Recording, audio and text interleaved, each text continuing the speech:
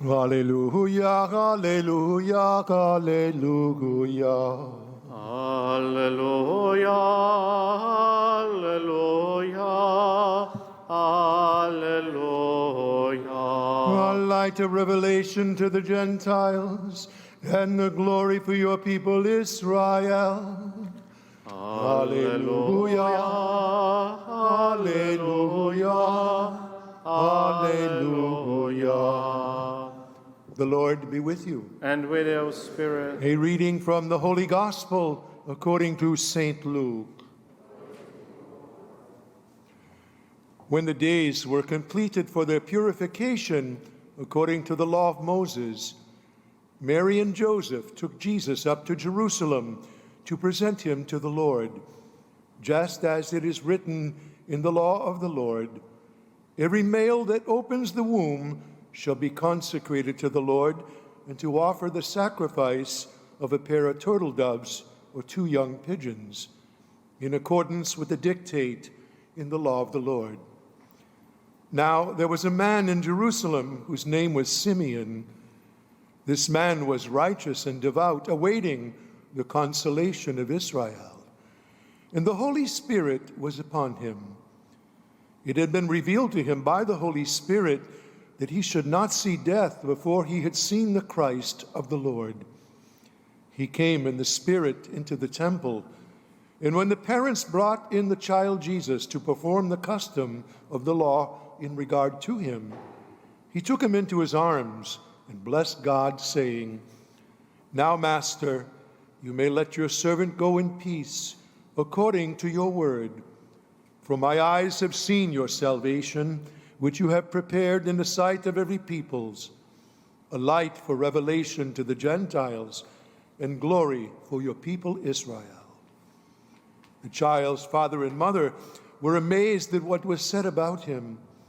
And Simeon blessed them and said to Mary, his mother, "Behold, this child is destined for the fall and rise of many in Israel, and to be a sign that will be contradicted.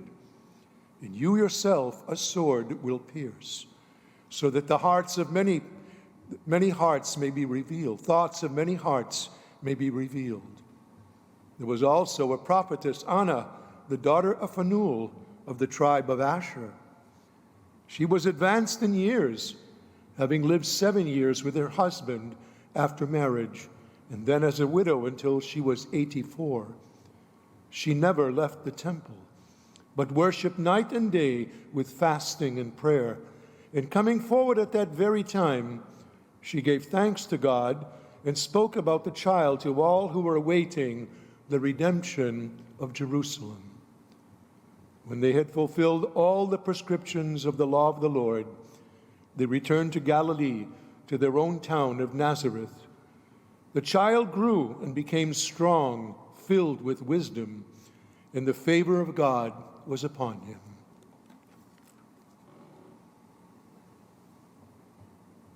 The Gospel of the Lord.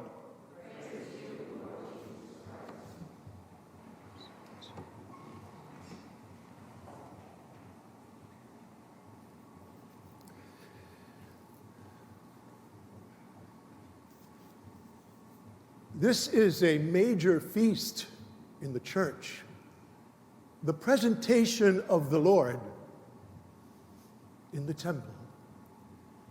But in reality, what this is really about is about vocation. And it begins with the nation of Israel. God chose a particular people to gather to himself. He set them apart. He consecrated them. And he called them to be light. And Israel's vocation was to be light, that they were to attract all those in darkness. A highway was to be made to God. That was Israel's vocation. But Israel failed in its vocation. Instead of becoming light and drawing all those in darkness to God, they became like all the other nations and darkness spread through the land itself. And they found themselves dispossessed of the very gift that God had given them, the land. And so if you remember correctly, in Advent, we celebrated the Rorate Mass. 2 weekends, 2 Saturdays. And the Rorate Mass began in total darkness. And it began in total darkness because a people who walked in darkness were waiting for a great light. And the only light in the church were the candles that were lit. We find ourselves once again entering the church. And it is dark out, but the lights are on because the light of the world, Jesus Christ, has already entered his temple. And so we have the Paschal Candle present here, which is symbolized for the person of Jesus. Christ, who is the light of the world. I said this feast is about vocation. Jesus himself had a vocation. The vocation that Jesus had was to make us holy. He fulfilled his vocation, and when his mission was complete, he spoke the words from the cross, "It is finished." He fulfilled what the Father had sent him to do, to be the light of the world. It's also World Day for Consecrated Life. Because these sisters who don these habits and who are dressed like brides are a symbol and a reminder for you and I of our vocation, that we are called to be light.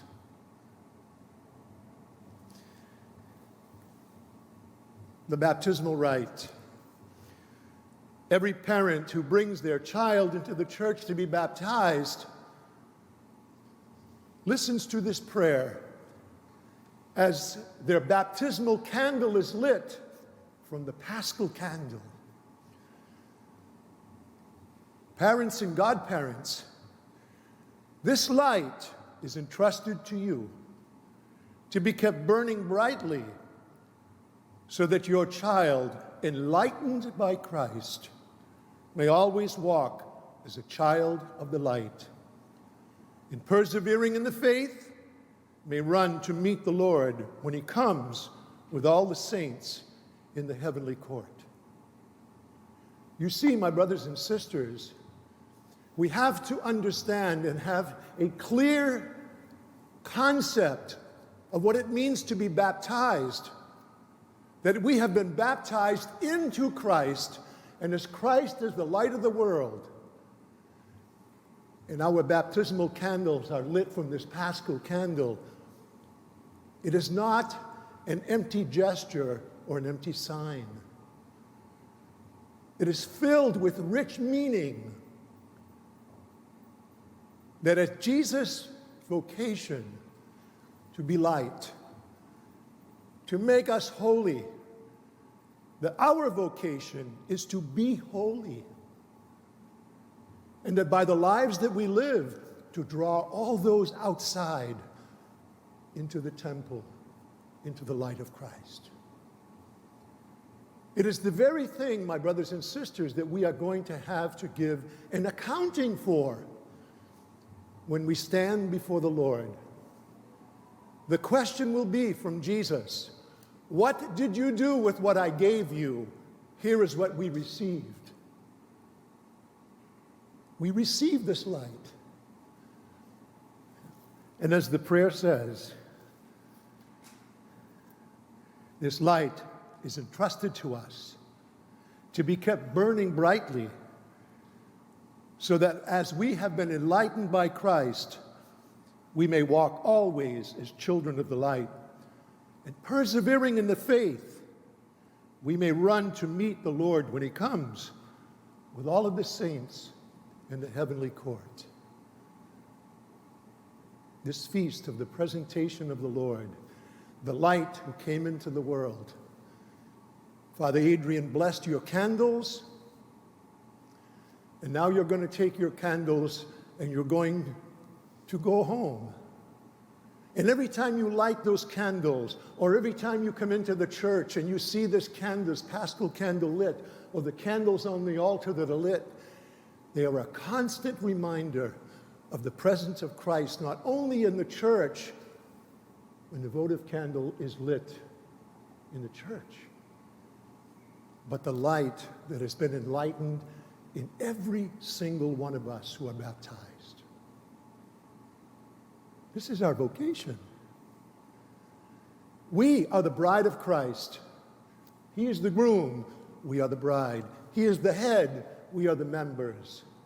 And that's why today is World Day of Consecrated Life, because these sisters are a walking gospel. They remind us of who we are as baptized.